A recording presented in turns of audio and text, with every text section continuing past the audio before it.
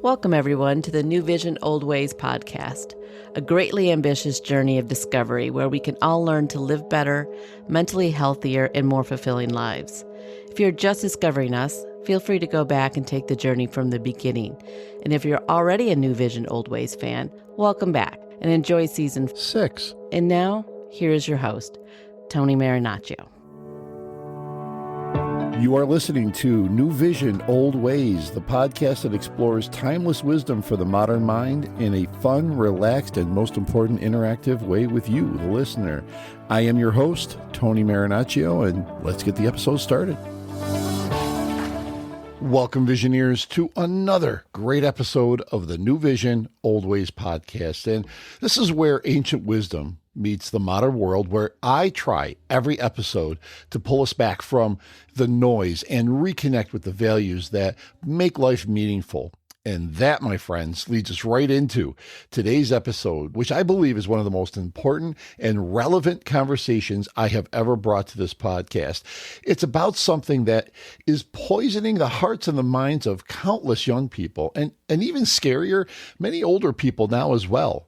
It's not a trend or a meme or a political movement, although it shows up in all of those. It is a worldview, a way of seeing existence itself, called postmodern nihilism.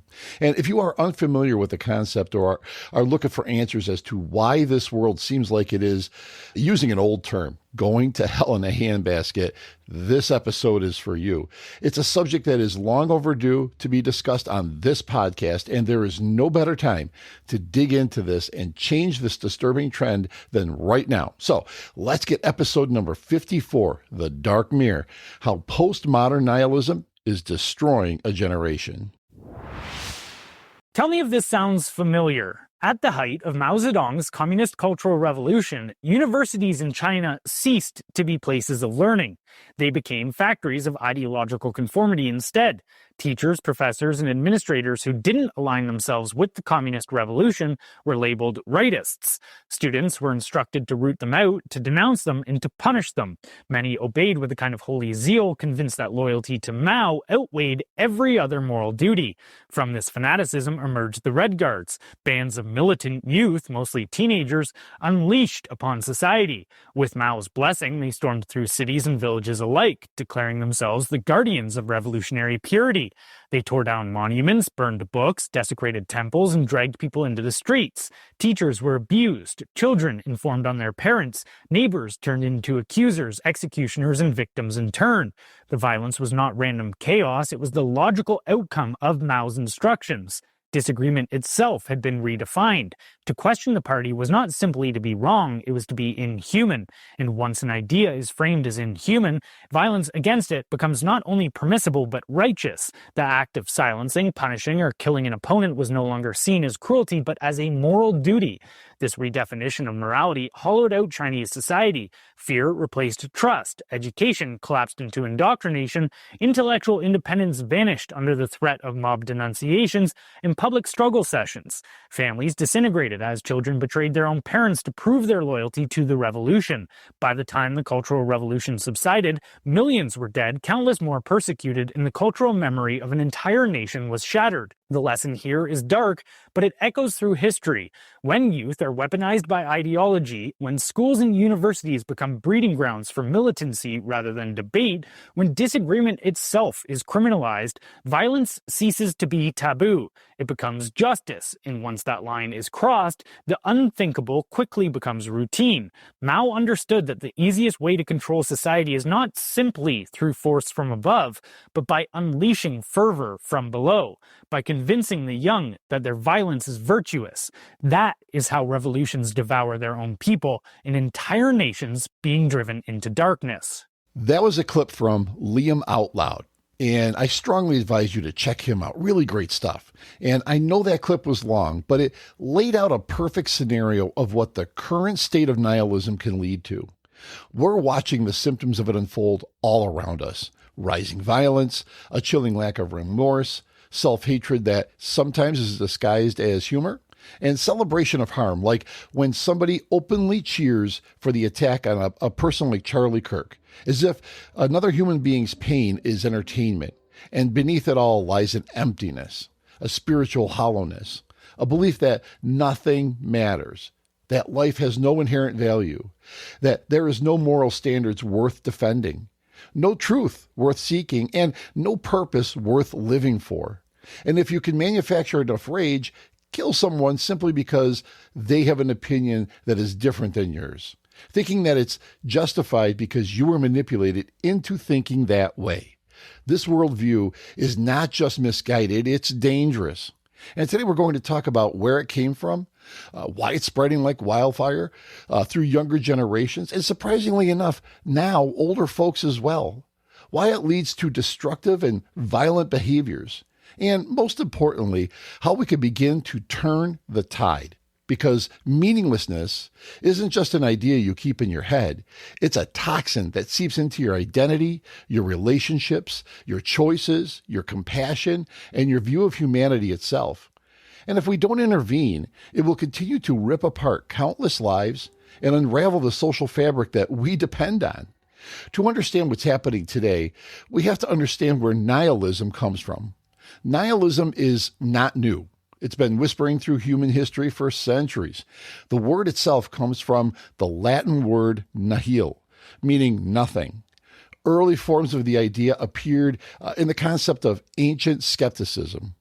The concept was centered more around the goal of ataraxia, a state of untroubled calm that arises when you stop trying to settle what was thought to be impossible questions. Philosophers of, say, 300 BC questioned whether anything could be known for certain. The idea of ancient skepticism morphed a bit in the 16th, 17th, and 18th centuries, but it wasn't until the 19th century that nihilism became a serious cultural force. During that time, society was going through massive upheaval. Old institutions, monarchies, churches, rigid class systems were all starting to fall apart. Scientific discoveries challenged traditional beliefs. People began questioning everything they once took for granted. Out of that chaos came a dangerous conclusion. If everything can be questioned, then maybe nothing is real. Maybe nothing matters. Friedrich Nietzsche is often misunderstood as the father of nihilism, but he was actually one of its greatest critics. When Nietzsche famously wrote, "God is dead," he wasn't celebrating the death of meaning. He was warning us that society was losing its spiritual and moral anchor. He predicted that if humanity didn't replace those old values with something stronger, we would collapse into chaos, despair, and violence. Sound familiar? Nietzsche saw nihilism not as enlightenment, but as a threat, a dark void waiting to swallow societies that lost their moral compass. One of my favorite Nietzsche quotes is this: "And those who were seen dancing were thought to be insane by those who could not hear the music." In essence, we should understand fully the world around us before we jump to manipulating conclusions and cause unnecessary and violent harm to others. Now, fast forward to the 20th century, and we saw the rise of postmodernism as intellectual movement that challenged the idea of objective truth. It argued that everything, morals, values, identity, reality itself, is subjective. Your truth, my truth, everything is interpretation. Reality is a social construct. Postmodernism wasn't necessarily malicious, but when combined with the loss of spiritual and cultural grounding, it created a perfect storm. Suddenly, meaning, morality, and identity became fluid, flexible, untethered.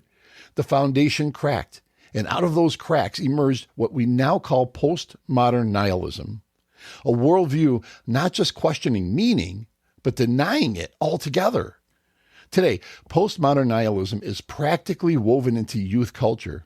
Unlike classical nihilism, which was a philosophical stance debated by thinkers, today's version spreads through media, entertainment, online culture, and academic environments. It shows up in subtly at first sometimes, and in a form of cynicism and irony, and then grows into a full-blown worldview that tells young people nothing matters, nothing is worth striving for, life is meaningless, morality is pretend, truth is subjective, and your existence has no inherent value. You see it in the way humor has changed. Sarcasm has become a shield, an armor against caring too much, against being disappointed, against showing vulnerability. Everything becomes a joke because joking is easier than hoping. Joking is safer than believing, and joking keeps you numb. You see it in the way young people talk about themselves. They casually call themselves worthless, broken, trash, as if self-hatred is fashionable, as if beating yourself down is a personality trait, and of course, they are always triggered by something. That's not enlightenment, folks. It's emotional self-harm disguised as humor. You see it in the rejection of moral standards. Morality used to be a compass. Now it's treated like a preference, something you pick like a playlist. But when morality becomes optional, accountability disappears. When truth becomes flexible, lies become acceptable. You could just pick and choose or distort what you want to be right or wrong. Like calling someone a king, a Nazi, a fascist, a racist. Who cares if any of it is true or not? Say it enough times until someone believes you. When meaning becomes subjective, commitment dissolves. Without a moral structure, all that's left is impulse. And you see it, most disturbingly, in the growing fascination with violence. Violence used to be universally condemned. Now in some circles, it's almost entertainment. It's a joke. It's content. When Charlie Kirk was attacked, some people online celebrated it. Celebrating violence against a human being because they disagreed with him, that is not political engagement. That is moral collapse. That is what happens when people no longer see each other as human beings, but as symbolic objects in a meaningless world. When a person genuinely believes that life has no meaning, the consequences are profound. Meaninglessness corrodes everything from the inside. It begins as despair, but doesn't always stay there. It transforms into recklessness, cruelty, and numbness. If nothing matters, then why respect life? Why care about the future? Why think about the consequences? Why value another human being's existence? This is why we see a disturbing rise in random acts of violence. Acts committed not for ideology or even personal gain, but for the thrill, the spectacle, the attention. People who feel empty inside, sometimes trying to fill that void with chaos. Violence becomes a drug, a way to feel something, anything, when everyday life feels pointless. Without meaning, there is no remorse.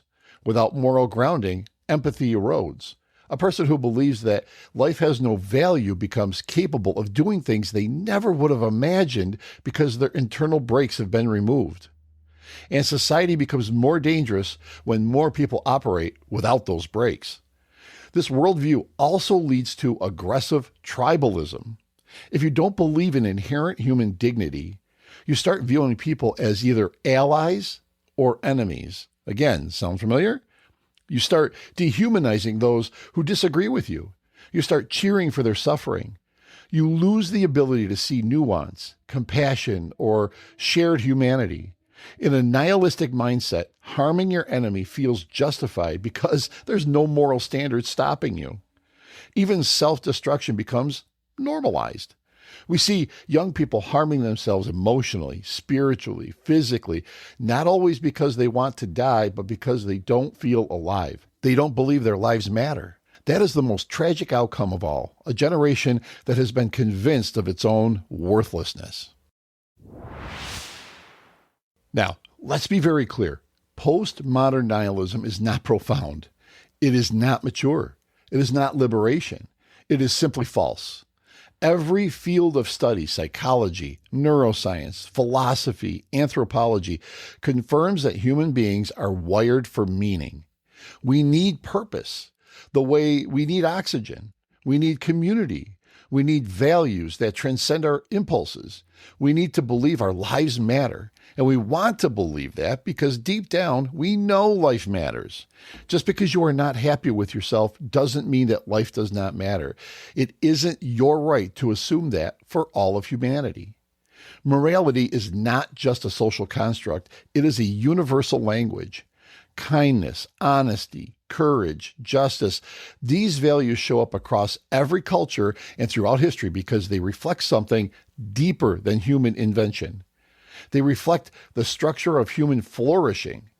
They reflect the blueprint of what makes life work. Human life does have inherent value. We know this because societies that treat life as meaningless collapse. Societies that honor life thrive. People who believe in their own worth become stronger, more compassionate, more courageous. People who believe in nothing become lost. Meaning is real. Purpose is real. Morality is real. And denying these things doesn't make you enlightened. It makes you vulnerable.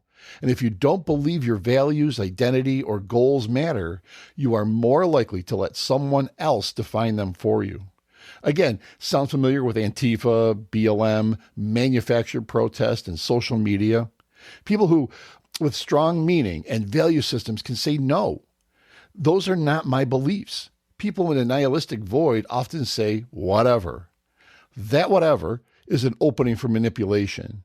When you feel existence is emptiness, you become hungry for belonging, direction, a sense of significance, a cause to fill the void.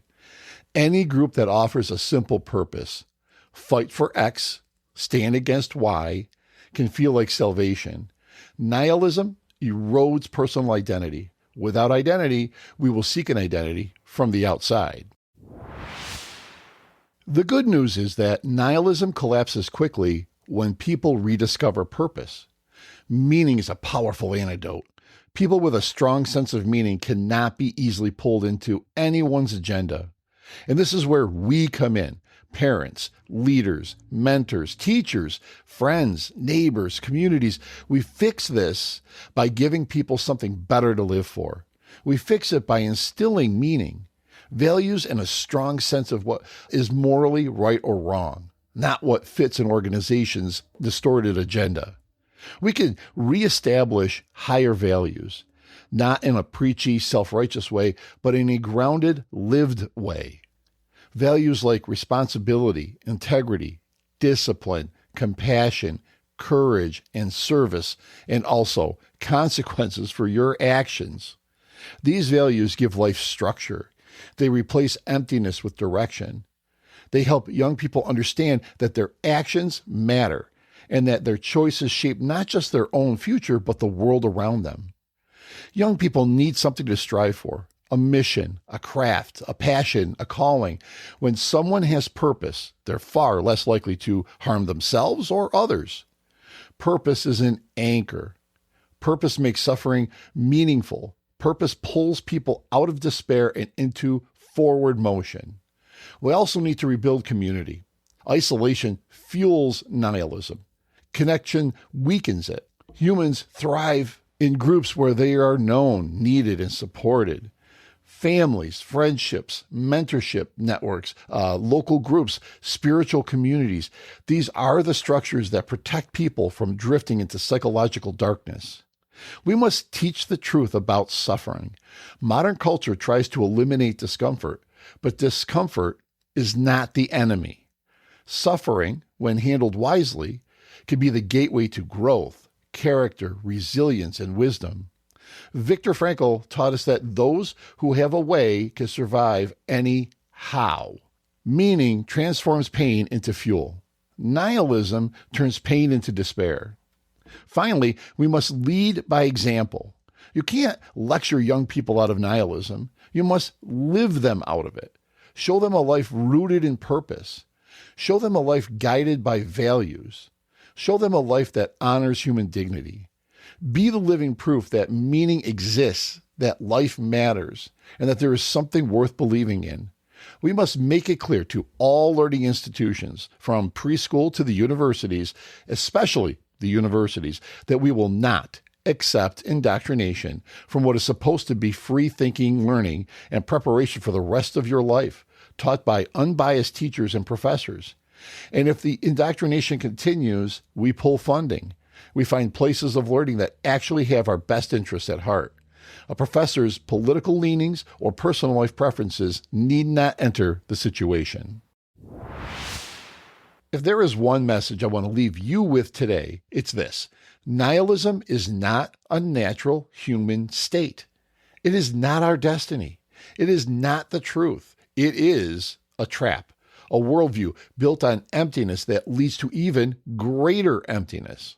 And too many young people have been lured into that trap without ever being taught the alternative. And it is our job to make sure that the alternatives are shown. When a society abandons meaning, it does not become enlightened. It becomes chaotic. When people believe nothing matters, everything falls apart. Violence rises. Compassion fades. Hope evaporates. And the human spirit withers. But when we recommit to deeper values, to truth, to purpose, to discipline, to connection, to moral courage, something extraordinary happens. People come back to life. Communities strengthen. Hope returns. Purpose flourishes. And meaning, real, deep, resilient meaning takes root again. You were not born to drift in darkness. You were born to build, to grow, to care, to serve, to love, to reach, to strive, to create a life that is worth living. Meaning isn't something you discover like a lost object. It's something you construct through your actions, your values, your relationships, and your choices.